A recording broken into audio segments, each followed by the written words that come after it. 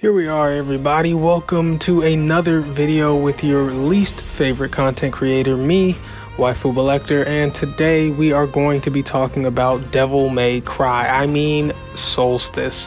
How can I get that wrong? They don't even sound the same. I wonder how I possibly ever could have made that mistake. Well, if you watch a little bit of this video, you might find out.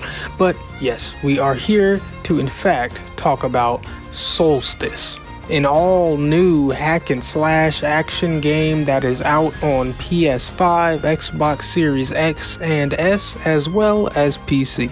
I myself played it on PS5, and I'm gonna tell you what I think of it. We'll talk about what's good, what's bad, and what's just an indifferent fact. So let's get into this. Now, the first thing you'll likely notice about Soulstice once you get your hands on it is just how remarkably similar it is to Devil May Cry. It was certainly the first thing I noticed. And when I had seen this game in trailers and stuff beforehand, I was like, oh, this is a game much in the vein of Devil May Cry and classic God of War, just hack and slash stuff, right? But it was only once I started playing it that I realized just how much like Devil May Cry it is. Especially DMC 1 and DMC 3. The sounds, the action, the tone, the ambiance ripped straight from Devil May Cry. It's almost like one of those indie games that shamelessly rips off something that used to be big and becomes a quote-unquote spiritual successor because we're likely never getting the original thing again. Except in this case, DMC 5 was only like 3 years ago. So this level of mimicry is just kind of weird, honestly. It doesn't really take away from the game, but it is just weird. But seeing as Devil May Cry is not the most popular franchise in the world, a lot of you may not know what I mean when I just say this game is Devil May Cry. So let's actually get deeper into the game. And I want to start off with a positive here. The game has a pretty good story, It's not gonna blow your socks off, it's not The Last of Us or anything, but as far as a lot of action games of this ilk go, this is on the better side of those stories. In fact, an enthralling narrative is something that Soulstice's inspiration, Devil May Cry, struggled with a lot. The Soulstice story is probably as good, if not a little bit better than the DMC 3 story, which if you ask me, is their best one. It's not an exceptionally high bar, but still I think Soulstice cleared it. As far as the gameplay and combat though, oh my god, it's so hard to not just say that it's Devil May Cry. Your character, Briar, can literally just do Dante's Stinger attack. Like, they're not even trying to hide this. But anyway, where the game has a bit of a difference is in the movement. And unfortunately, not in a good way. Soulstice does its best to be high octane, but it's actually pretty slow at times. Let me explain. There's a counterattack system in this game where right before an enemy attacks, you'll be prompted to press circle or B or whatever to have your sister's spirit perform a counter that can have a few different effects depending on how the enemy was going to attack you. And you can upgrade yourself in a skill tree to be able to do more counters back to back, or counter stronger enemies, or perform stronger or longer lasting counter effects. So the idea here is to flood the arena with enemies, and as you quickly attack them, also allow you to counter them without breaking your combat stride. It all sounds good, and it works out well. Until it doesn't. For example, when there is a gap between you and your intended target, it is very hard to reach them in a timely manner. Your character is not fast, and she has one of the least satisfying dash dodges I've ever performed in a game. This is a far cry from the likes of Returnal or Doom Eternal and things like that. How something called a dash feels so slow is beyond me, but Soulstice made it happen. Another thing that slows down the action is when you get knocked down. When you get knocked down, holy mother of God, does your character get up slowly. Remember that song, I get knocked down, but I get up again? Yeah. If that had been made after they played Soulstice, the song probably would have went, I get knocked down, and I get up again. It would have been a while. Okay, but the last thing that probably does the most to fuck up the pace of combat starts really happening later in the game, and the devs really do it to themselves here. They just introduce a bunch of different enemy types that move a lot. And like I said, your character isn't fast. It's really annoying to close gaps.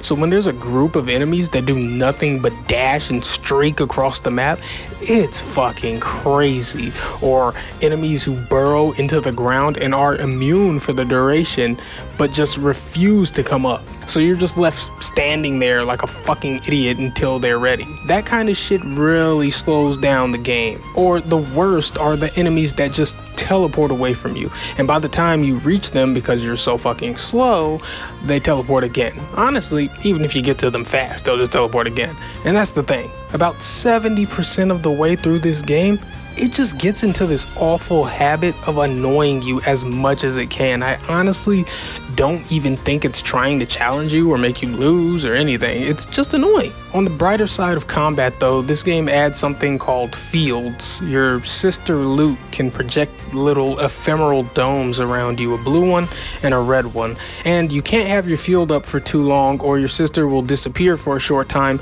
leaving you without the ability to counter attacks or project fields.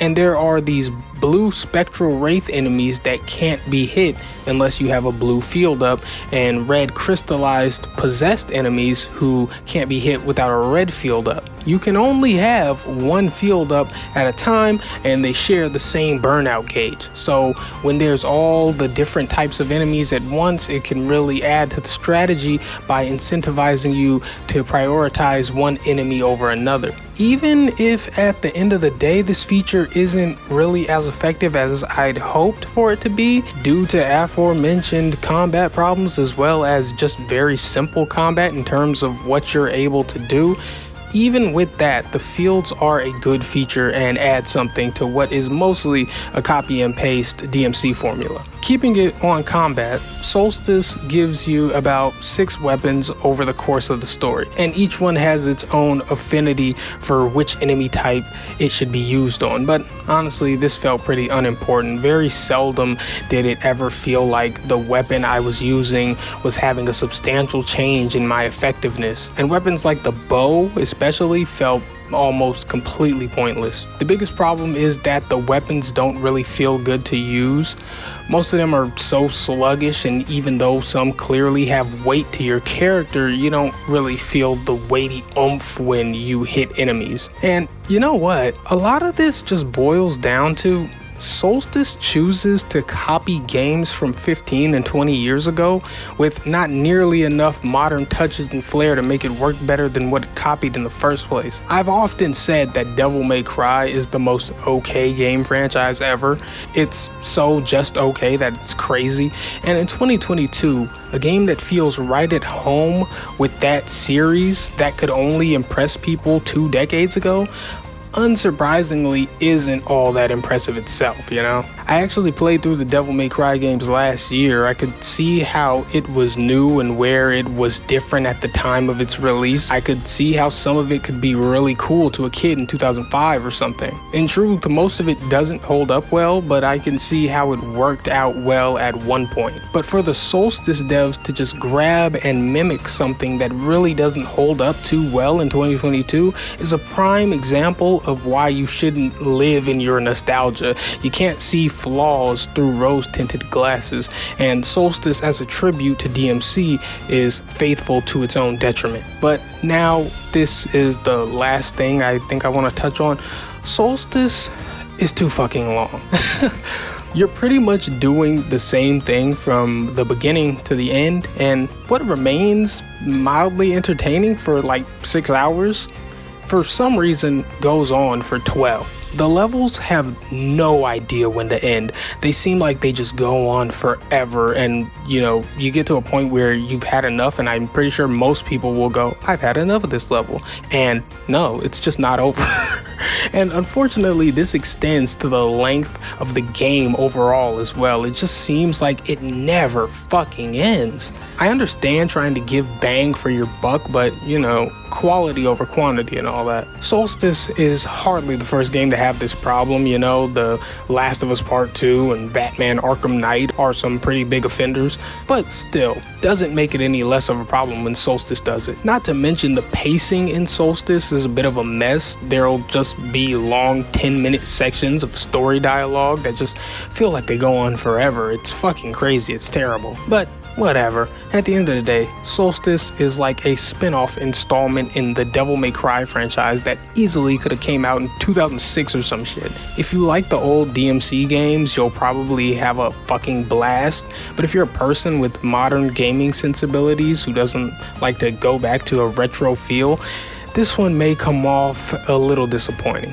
If I had to put a number on it, I think I'd say a 5.5 or maybe a 6 if I'm feeling generous. It's not completely devoid of any entertainment value, but it's just a very specific kind of entertainment that feels fitting of a specific era. But yeah, that's all I've got to say.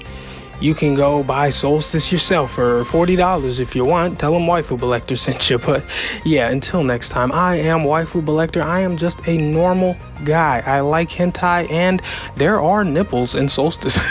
Goodbye.